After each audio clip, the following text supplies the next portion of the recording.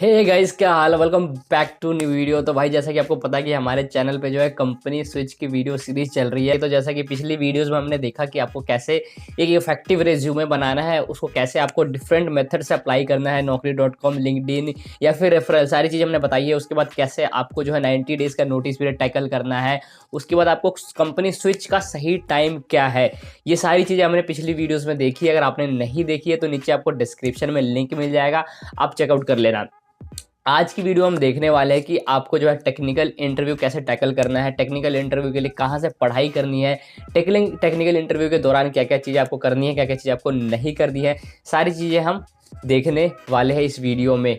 तो सबसे पहले क्या होता है कि जब आपने रिज्यूमे बना लिया, आपकी प्रोफाइल शॉर्टलिस्ट हो गई, सब कुछ हो गया, तो यहाँ पे अपना लगभग समझ लो कि 20 से 30% काम हो जाता है। अब जो आपका मैक्सिमम जो काम होता है, जो आपको जो करना है, वो टेक्निकल इंटरव्यू में करना है, क्योंकि आपका जब टेक्निकल इंटरव्यू क्लियर होगा तो एचआर की कोई टेंशन ही नहीं होती। ठीक है।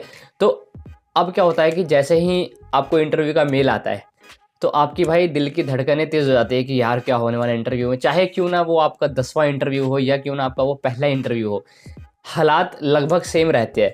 तो क्या होता है कि जैसे ही आपको मेल आता है, इंटरव्यू आने वाला है, उससे थोड़ी देर पहले क्या होता है कि भूख प्यास थोड़ी कम हो जाती है। मेरे साथ ऐसा होता है कि क्या होता है कि मैं कहता हूँ चल इंटरव्यू हो जाए, उसके बाद खाना खाएंगे। तो कितनों के साथ ऐसा होता है, मेरे को कमेंट बॉक्स में ज़रूर बताना। तो फिलहाल तो अभी सारे जो इंटरव्यूज़ हैं ऑनलाइन ही चल रहे हैं। तो जो ऑफलाइन इंटरव्यू होता है उसका प्रेशर भाई थोड़ा अलग ही होता था। जैसे ही वो दरवाज़ा खुलना इंटरव्यूअर रूम का और एंट्री लेना, और भाई सामने इंटरव्यूअर बैठा हुआ है, वो अभी वो सिचुएशन लगभग सेम नहीं बोलेंगे, थोड़ा अभी ऑनलाइन इंटरव्यू में थोड़ा एडवांटेज होता है कि हाँ, अपने तरीके से हम कंफर्टेबल हो सकते हैं, कहीं भी बैठ सकते हैं, कुछ भी कर सकते हैं, ये सारी चीज़ें हम कर सकते हैं। तो आते हैं अपने टॉपिक पे। तो अब सबसे पहली चीज़ कि जब आपका टेक्निकल इंटरव्यू होता है तो उसमें जो आप रिज्यूमे में डालते हो एज अ एक्सपीरियंस्ड, जब आप इंटरव्यू देते हो तो जो जो चीज़ें आप रिज्यूमे में मेंशन करते हो, आपसे इंटरव्यू में वही चीज़ पूछा जाता है।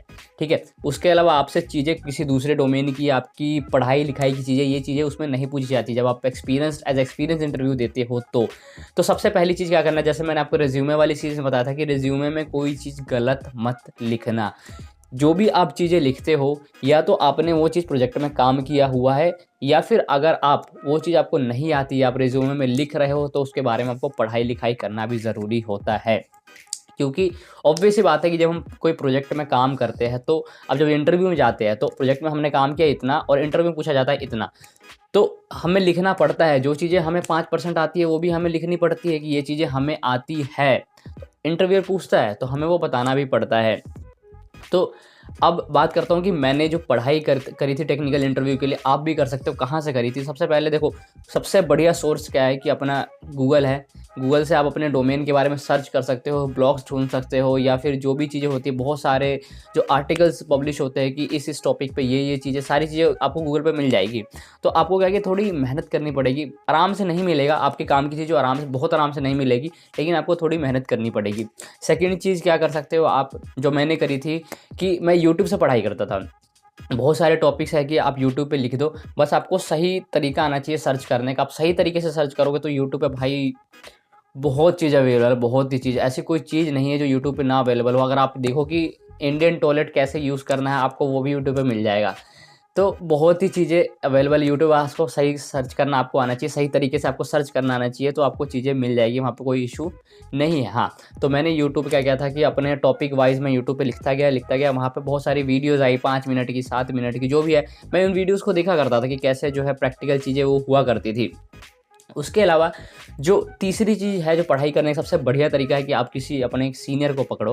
सबसे बढ़िया तरीका बता रहा हूँ मैं, जो आपसे ज़्यादा नॉलेजेबल हो, क्यों ना आपका जूनियर ही क्यों ना हो, नॉलेज उसकी ज़्यादा हो, आपसे ज़्यादा काम किया हो, 1 डेढ़ साल ज़्यादा एक्सपीरियंस्ड हो, जिसको नॉलेज हो, आइडिया सब कुछ हो, तो उसके भाई पीछे पड़ जाओ। ठीक है। शर्म मत करो कि भाई अगला क्या सोचेगा, कोई दिक्कत नहीं भाई, 1 महीने की बात है, 15-20 दिन की बात है, 2-3 बार की बात है। उसके पीछे पड़ जाओ कि हाँ भाई मेरे को ये चीज़ें पढ़ाओ, कॉल पे पढ़ लो, जो उसके बस जो भी टॉपिक्स है वो क्लियर करो, क्योंकि जब सामने एक्सपीरियंस्ड वाला पर्सन आपको प्रोजेक्ट की चीज़ें बताता है ना, तो वो बहुत ही अच्छे तरीके से आपको समझाएगा चीज़ें, तो आप उनके पीछे पढ़ सकते हो। ठीक है। बाकी यूट्यूब और गूगल तो जिंदाबाद है ही, आप यहाँ से अच्छी खासी पढ़ाई कर सकते हो। हाँ, तो अब आते हैं अपन रिज्यूमे की बात। जैसा कि मैंने बता दिया कि रिज्यूमे में गलत चीज़ें मेंशन मत करना। मैंने जैसा कि यूनिक्स स्क्रिप्टिंग एक चीज़ मेंशन करी थी और उसका मुझे आइडिया नहीं था, तो मैं उस चीज़ के चक्कर में फँस गया था कि हाँ, मैंने लिखी तो है बट मेरे को आता नहीं है और मेरे को उसमें बहुत ही कम आता था। तो वो चीज़ें गलत चीज़ मत लिखना। अब रिज़्यूमे में देखो, एक तो हम चीज़ लिखते हैं कि जो हमें प्रोजेक्ट में आता है, सेकंड चीज़ लिखते हैं कि जो हमें नहीं आता है बट हमने उसकी थ्योरेटिकल पढ़ाई करी हुई है। तो जब आप लिखते हो तो उसको थ्योरेटिकल पढ़ाई करना ज़रूरी है। अब आते हैं अपने इंटरव्यू पे।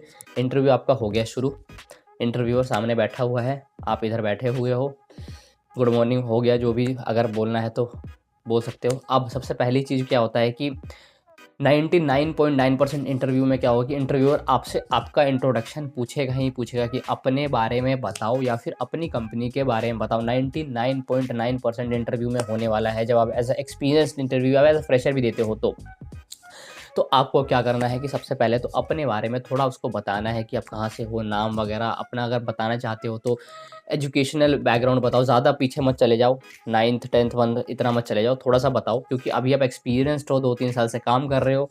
इसके अलावा आपको सबसे प्राइमरी चीज़ क्या है कि अपनी कंपनी के बारे में आपको उसको बताना है कि आप कौन सी कंपनी के साथ काम कर रहे हो, आप कौन सी प्रोजेक्ट में काम कर रहे हो, आपका काम क्या है, शॉर्ट में बताना है काम। ये नहीं कि आप बता रहे हो, मतलब इंटरव्यूअर तो इसलिए बैठा है ना पूछने के लिए, तो आपसे पूछेगा वो, तो आपको ज़्यादा नहीं, आपको शॉर्ट में बताना है चीज़ें, ठीक है। अब ये हो गया लगभग चला आपका 5 मिनट 4-5 मिनट जो भी चला आपका, चीज़ें चली। जैसे ही आपका सेल्फ इंट्रोडक्शन ख़त्म होता है, हाँ एक चीज़ और, सेल्फ इंट्रोडक्शन जब दे रहे हो ना, तो अपना काम के बारे में आप बता रहे हो तो वो चीज़ें ज़रूर मेंशन करो, उस पॉइंट में थोड़ा सा ना हाईलाइट कर दो कि जिसमें आपको लग रहा है कि हाँ ये मेरा पॉइंट जो स्ट्रॉन्ग है। तो ऐसा मतलब थोड़ा ना वो करो कि उसके माइंड में ये चीज़ चली जाए कि हाँ, मैं चाह रहा हूँ कि मेरे से ये वाला क्वेश्चन पूछा जाए या इस पर्टिकुलर टॉपिक से क्वेश्चन पूछा जाए, ठीक है। अब ये चीज़ें हो गई, इंट्रोडक्शन हो गया, अब क्वेश्चंस की बारी आई। अब जब क्वेश्चंस इंटरव्यूअर पूछता है तो यहाँ पे 2 चीज़ें होती है, या तो आपको वो क्वेश्चन आता है या आपको वो क्वेश्चन नहीं आता है, ठीक है। तीसरा केस ये भी हो सकता है कि आपको वो क्वेश्चन आता है, नहीं भी आता है, मतलब थोड़ा-सा आता है। तो जब आपको आता है वो चीज़, तो आप कोशिश करो, जो मैं पर्सनली करता था कि उसमें थोड़ा ज़्यादा बोलो, है ना? अगर आपको आता है तो कोशिश करो कि इंटरव्यूअर का टाइम जो है उसमें थोड़ा-सा वेस्ट करो, क्योंकि उसके पास 30 मिनट्स होते हैं मैक्सिमम, 30 टू 45 मिनट्स समझ लो। तो उसमें जितना आप टाइम वेस्ट कर सकते हो उसमें करो, जो चीज़ आपको आती है। सेकंड चीज़, जो क्वेश्चन आपको नहीं आता है, बिल्कुल ही नहीं आता है, तो आपको उसमें भाई कुछ झूठ-वूठ बोलने की ज़रूरत नहीं है। नहीं आता है तो नहीं आता है, सिंपल। उसमें आप गलत बोलोगे, कुछ बहुत अलग तरीके से बोलोगे तो इंप्रेशन एक ख़राब जाता है। तीसरी चीज़ कि आपको आता भी है, नहीं भी आता, आपने थोड़ा बहुत उसके बारे में सुना है। तो आप क्या कर सकते हो कि तीसरे वाले केस में कि बोल सकते हो कि हाँ, मुझे इस चीज़ का थ्योरेटिकल पार्ट आता है या मुझे प्रैक्टिकल पार्ट नहीं आता है, या फिर अभी मैं इस चीज़ को भूल चुका हूँ, मुझे ये चीज़ याद करनी पड़ेगी, रिकॉल करनी पड़ेगी। ये चीज़ें आप यूज़ कर सकते हो। या फिर अगर ऐसी चीज़ सिचुएशन बनती है कि जो चीज़ आपको थोड़ी बहुत आती है, तो अगर आप ऐसा कर सकते हो कि उस चीज़ से इंटरव्यूअर को वहाँ पे ले जाओ जो चीज़ें आपको आती है, मतलब थोड़ा-सा करते-करते ना डाइवर्ट करके उस टॉपिक पे ले जाओ कि हाँ, बार-बार कोशिश करो कि हाँ, ये टॉपिक मुझे आता है, इससे पूछा जाए मेरे से। तो मैं ये पर्सनली जितने मैंने लगभग 14-15 इंटरव्यूज़ दिए थे, तो मैंने पर्सनली ये वाला ये वाली चीज़ जो है मैंने अप्लाई करी थी कि मैं कोशिश करता था कि मेरे से वो चीज़ पूछी जाए जो मुझे आती है और मैं किसी तरह से इस पॉइंट से उस पॉइंट पे ले जाता था, ठीक है? तो ये चीज़ें आप कर सकते हो। देखो ये चीज़ें तो हो गई, अब इसके अलावा जो सबसे बड़ी चीज़ है, जो जो इंटरव्यूअर देखता है कि आपके अंदर वो कॉन्फिडेंस कितना है या फिर आप जो है उस क्वेरी को सॉल्व करने की कितनी काबिलियत है आपकी, आप किस तरीके से उस चीज़ को ले रहे हो। तो डेफ़िनेटली आपसे इंटरव्यूअर ये नहीं चाह रहा है कि आपसे वो कुछ पूछ रहा है तो आपको 100% पता होगा। भाई किसी इंसान को किसी इंटरव्यू में 100% नहीं पता होता है, ना वो कभी पता कर सकता है। ठीक है, तो सामने वाले को भी पता है ये चीज़, तो आपसे वो चीज़ें करने के लिए जस्ट आपसे वो चेक करने के लिए बैठा है कि आपको उस प्रोजेक्ट की नॉलेज है कि नहीं है, जो आपने काम किया है।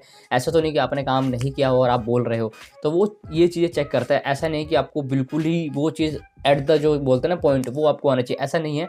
कॉन्फिडेंस लेवल आपका अच्छा होना चाहिए, उस चीज़ के बारे में आपको नॉलेज होनी चाहिए, आप सही तरीके से उस चीज़ को कम्युनिकेट कर पा रहे हो, ये चीज़ें मैटर करती है। इसके अलावा जब इंटरव्यू हो जाता है, मतलब सब कुछ आपने जैसा भी आपका गया, या तो बहुत ही बेकार जाएगा कि मेरा इंटरव्यू कब ख़त्म हो, या ठीक-ठाक जाएगा, है ना? या तीसरा तरीका ये हो सकता है कि ठीक गया, नहीं भी गया, मतलब 50-50। तो लास्ट में इंटरव्यूअर आपसे क्या पूछता है कि आपको कोई क्वेश्चन है तो आप पूछो। तो ये इम्पोर्टेंट सेक्शन है, आप इसमें क्या कर सकते हो कि कुछ भी चीज़ आप पूछ सकते हो कि जैसे अगर सामने वाला इंटरव्यूअर है तो उससे आप ये बोल दो कि मेरा टेक्निकल पार्ट कैसा था, या मेरी कम्युनिकेशन कैसी थी। तो अगर अच्छा बंदा है तो आपको रिव्यू दे देगा, नहीं है तो सीधा यही बोलेगा we will get back to you या फिर HR get back to you, simple सा आंसर आ जाएगा। ये पूछ सकते हैं। या फिर जो मैं पूछता था, जो मैं अपना पर्सनल क्वेश्चन पूछता था सारे इंटरव्यू में कि ये जो इंटरव्यू हो रहा है ये प्रोजेक्ट बेस्ड हायरिंग है या फिर किसी रैंडम मतलब किसी ऐसे ही कंपनी बेस्ड हायरिंग है। तो ये मैं उससे पूछता था, तो वो उसे फिर मेरे को बताता था कि उसको भी नहीं पता सारे इंटरव्यू में। तो आप ऐसे ही कुछ एक क्वेश्चन तैयार कर सकते हो लास्ट में, जो कि ज़्यादा वैसे नेगेटिव भी ना हो। अब ये मत पूछ लेना कि भैया सेलेक्ट हूँ कि नहीं हूँ मैं, ये चीज़ नहीं पूछ सकते हो क्योंकि नहीं बता सकता वो आपको चीज़। तो ये एक चीज़ आप कर सकते हो। बाकी जब इंटरव्यू दे रहे हो तो कॉन्फिडेंस रखो अपने अंदर, सामने वाला इंटरव्यूअर है, इंसान है, वो भी इस फेज़ से गुजरा हुआ है और ज़रूरी नहीं है कि वो उस चीज़ का एक्सपर्ट हो। क्या पता वो भी सामने से इंटरव्यू जब पूछ रहा हो तो उसने भी इतनी तैयारी करी हो कि मैं ये क्वेश्चंस पूछूंगा। हो सकता है, ज़रूरी नहीं है कि एक्सपर्ट ही सामने से इंटरव्यू ले रहा हो, कोई भी इंटरव्यू ले सकता है, कोई ऐसी बड़ी बात नहीं है। तो आई होप इस वीडियो में आपको ये चीज़ें समझ आई होगी कि क्या क्या आपको इंटरव्यू में करना है, क्या क्या आपको नहीं करना है, कहाँ से आपको पढ़ाई करनी है, क्या आपको करना है। अगली वीडियोस आपके साथ आने वाली है कि कैसे आपको HR इंटरव्यू टैकल करना है, कैसे आपको काउंटर ऑफर को टैकल करना है, सारी चीज़ें हम अगली वीडियोस में देखने वाले हैं। तो चैनल को सब्सक्राइब करके रखना और साइड में जो नोटिफिकेशन बेल है उसको दबा के रखना। तो मिलते हैं अगली वीडियो में कुछ और बड़े इन्फॉर्मेशन के साथ, तब तक के लिए बाय बाय।